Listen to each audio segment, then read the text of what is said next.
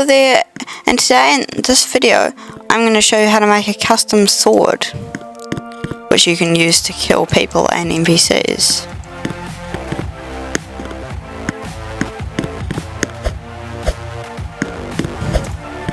So let's get started. First we need to get a sword model. So click view, I'm going to click toolbox and I'm going to get a sword out of the toolbox, and in this sword get the handle out, delete the rest of the model and delete all these except the mesh. If it has a mesh, then leave the mesh, because if you delete the mesh, it'll just turn into a block. So, you can use your own mold, but I'm just going to use this basic sword mold here. So, once you've got your model, rename it Blade, which will be the blade of the sword. Don't worry about the handle there, it doesn't really matter, even though it's not part of the blade. So next, add in a part and scale it to be about the size of your handle.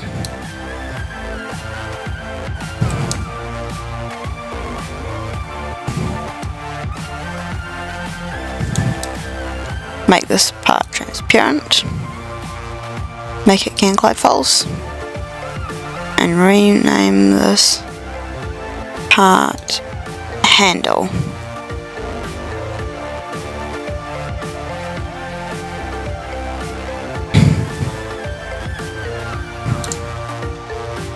After you've done that, after you've got your handle part, hover over the workspace, click the plus button, add in a tool, select this tool, rename it sword, and select the blade and the handle and put it in the tool. Once you've done that, there's one last part that you need to add to your sword before you can start sculpting it. So add another part, and I'm going to scale this so it's about at the middle of the sword.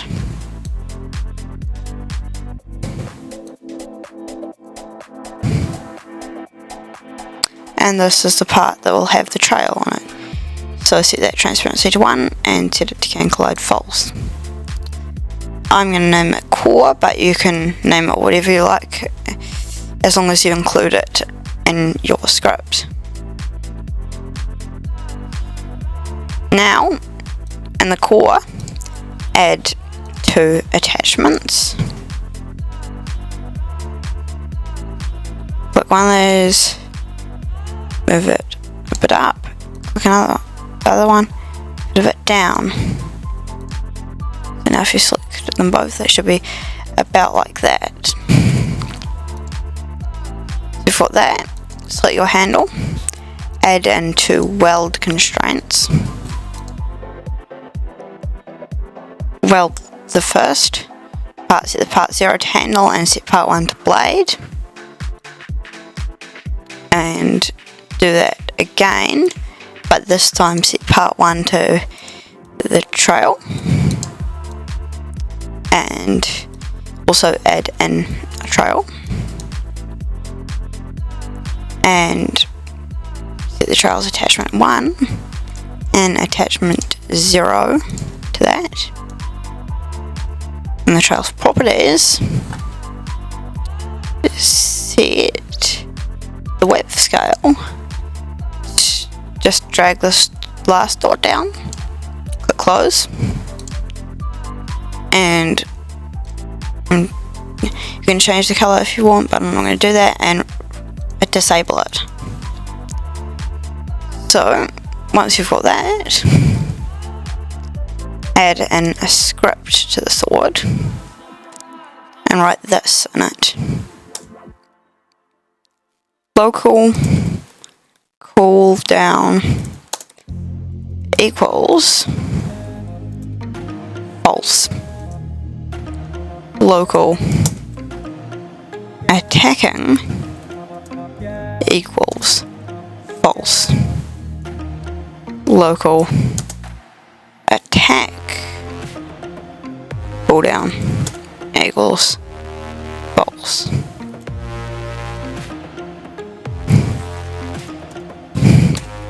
Because the cooldown is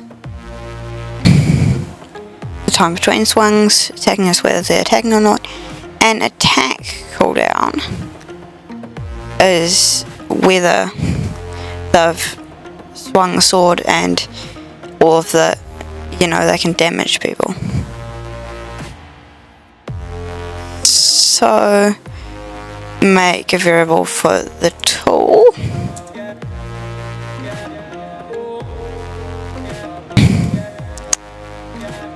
And set that to script.parent. And now make a variable for an animation. And set that to instance.new animation.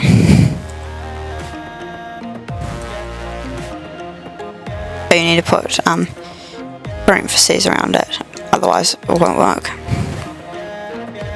And anim.animation ID equals just parentheses for now. We'll add an animation ID in later. Now write local function on touch and add a bracket and put hit. And now we're going to check for a humanoid. Going local hum, and we'll set that to hit.parent colon find first child brackets parentheses humanoid.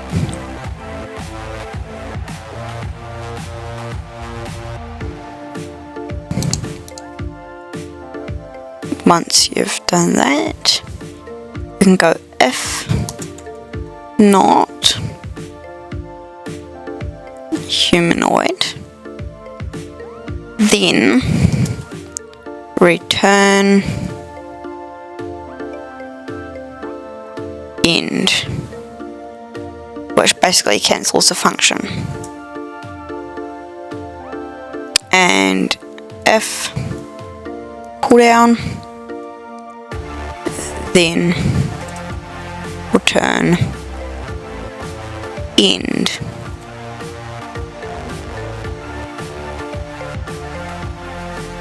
Now, only two more ifs left. If attacking, so if they're not already attacking, equals false, then return end. Because basically this is the code to damage it, so damage the player, so we're seeing if they're attacking, but if the sword's just in their hand then we don't want to damage the player, but if they're actually attacking with it then we do want to damage the player. So if attacking equals false then we want to cancel it. And if humanoid dot parent equals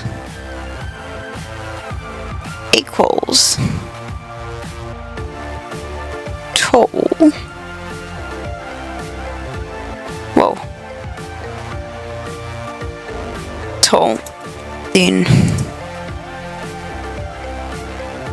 and then return end.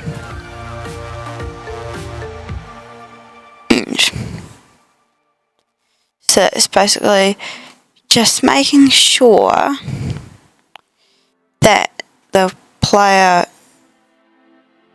that the tool isn't touching itself or killing or hurting the player. And human : take damage. We can just go minus, but take damage is usually the better way to do it. And 10. And cooldown equals true. And wait 0.1. And then set the cooldown equal to false. So that's that function done. And now we'll make a function for slashing. Oops, just local function slash. Now, if attack cooldown, then we want to return end.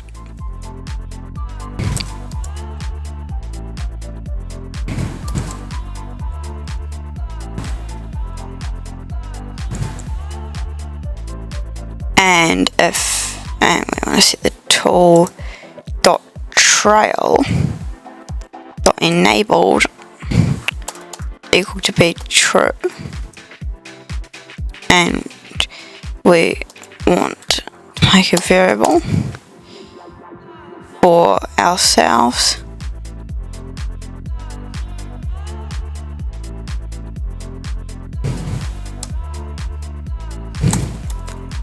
which obviously links it to the player. Well, it doesn't obviously link it to the player, but basically scope.parent is the sword, and then the sword's parent is the player's model, so you're looking for the humanoid in the player's model, which we can do stuff like animations in, which is the whole point of this line of code, so we can get the humanoid ready to animate.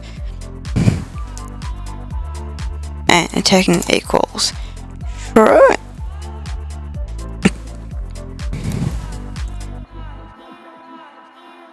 And attack cooldown also equals true.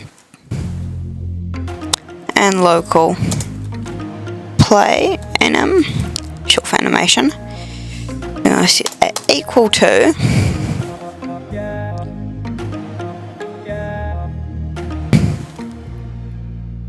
human or load animation. It won't autofill because it is actually decapitated, and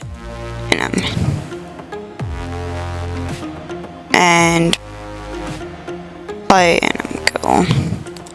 play, which plays animation, and then wait 0.6 and attacking equal to false, and then attack cooldown equals false, and then tool dot trail dot enabled equals false. Then at the very end, two last lines of code. Tool dot activated connect slash, and then tool dot blade dot touched connect on touch. So this is how the code works. When someone clicks with the tool, connects this function. If the attack cooldown equals true, then it cancels it. If the tool's trail is enabled, makes the tool's trail enabled, so leaves a slash for the air, and it makes variable for the humanoid, sets these variables, so attacking equals true and attack cooldown equals true, and then it loads and plays the animation. It waits a bit, and then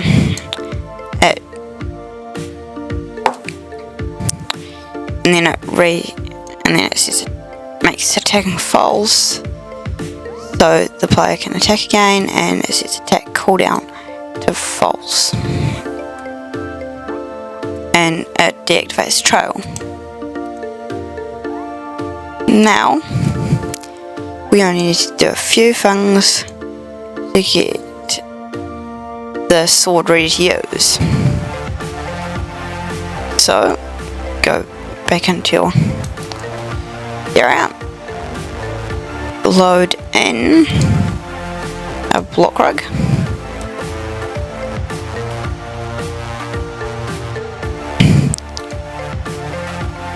anchor and unanchor the rig, go to plugins, go to the animation editor, and rename this clip slash, make your slash animation. So basically you can just rotate these to create keyframes, and you can move your thing along, and yeah, so that's how you use the animation editor. You can rotate it to make keyframes.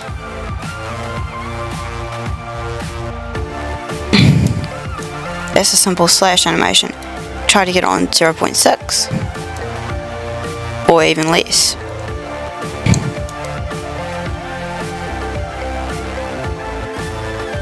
Remember to set the animation priority to action, otherwise it will not work. Publish it to Roblox, rename it slash, click submit, click this button to copy the ID, close it, go into your script, paste in the ID here, set that weight thing to your animation's length, and then there's only one more thing that you need to do before you can get using your sword. Parent your sword with the dummy tool grip editor. I'll leave a link in the description to this wonderful plugin. Looks like the handle is already in the right position, so I don't not have to do anything, but if your handle is in the wrong position, then just use this plugin to do that.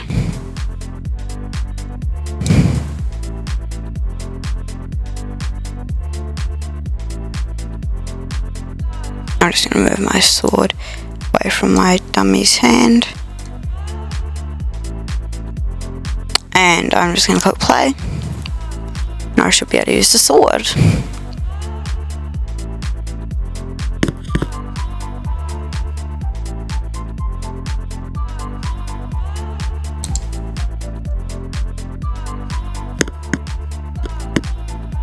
Oh, there was an invalid animation ID. And that was because you have to go to plus workspace, you have to add an animation, then paste in your ID to this, click enter, select this new ID, copy that, and paste it into here, and then delete your animation. Now if you run it, then if you grab your sword, you should be able to use it. I'm just gonna murder this dummy here.